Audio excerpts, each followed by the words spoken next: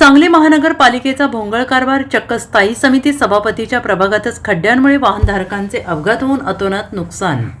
टेंडरपेक्षा नागरिकांच्या सुविधांकडे लक्ष घालण्याची नागरिकांची मागणी.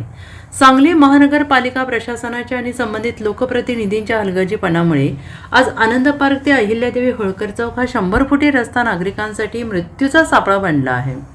ड्रेनेज लाईनच्या कामासाठी खोदलेल्या खोल चरींमुळे दररोज निष्पाप नागरिकांचे अपघात होत असून प्रशासनाच्या निष्क्रियतेविरोधात नागरिकांमध्ये तीव्र संताप व्यक्त होतोय. शहरातील आनंद पार्क ते अहिल्यादेवी होळकर चौक या प्रमुख रस्त्यावर ड्रेनेज लाईन टाकण्यासाठी मोठी चर खोदण्यात आलेली आहे. मात्र काम पूर्ण झाल्यानंतर संबंधित ठेकेदारांनी ही चर योग्य पद्धतीने मुरुम किंवा खडूळ टाकून भरलेली नाही.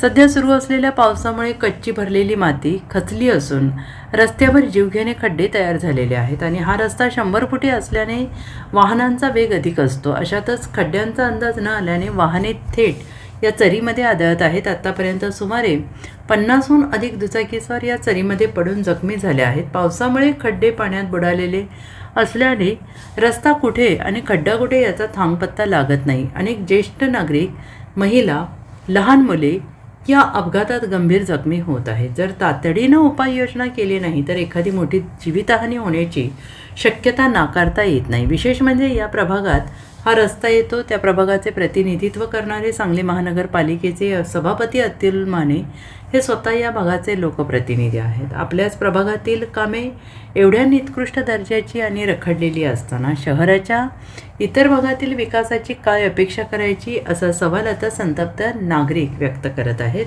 लोकप्रतिनिधींनी आपल्या प्रभागाकडे फिरवलेली पाठ आणि प्रशासनाचा ढिसाळपणा यामुळे सामान्य नागरिकांच्या जीवाशी खेळ सुरू आहे.